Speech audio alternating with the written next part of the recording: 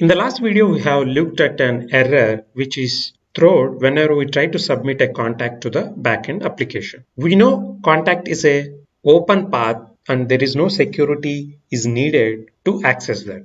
And we also implemented all XSRF token, but still we are getting a 403 forbidden error due to CSRF issue. This is due to whenever we log out for security reasons inside the logout.component.ts, we are clearing all the session storage like the user details and the XSRF token that we got from the backend application, which is expected. And there is no guarantee also that user will always log into the application before accessing contact us. So in such scenarios where the user directly going to the contact page and posting his message, we may not have XSRF token because we are getting XSRF token only during the login time and storing into the session storage. And there is no need also for handle CSRF issue for the contact page because it's open to anyone and anyone can push data to the backend database because that is expected business functionality.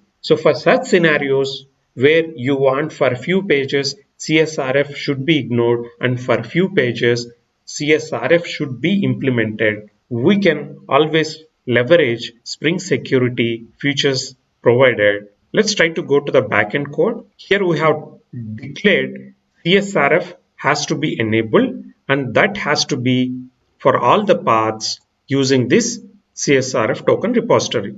But if you have a scenario where for a few paths you don't want CSRFs to be enforced, we can always call ignoring ant matches and define the path that we want to ignore. So in this scenario, we don't want any CSRF to be applied for the contact path. So this configuration indicates the CSRF should not be enforced for contact page, but for all other pages and requests, it has to be enforced and it uses CSRF token repository that we configured. So with this, we should solve that error. Let's try to restart the server and going to the UI, launching the browser.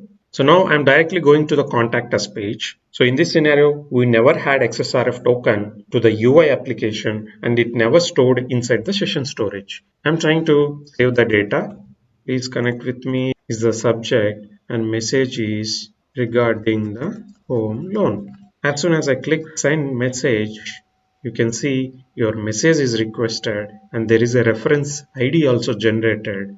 We can also validate by going into the database. Now I'm into the database. Let's try to call the contact message table and this is the message that I have posted and this is the service number that it got generated. So with this, we looked at how to resolve CSRF issue by disabling it, by having a token generated it, and at the same time, we also saw the mixed approach where for certain paths, we don't want CSRF to be enforced and for other paths, CSRF has to be followed. Let's try to wrap up this section by looking at the summary of this section in the next video. Bye.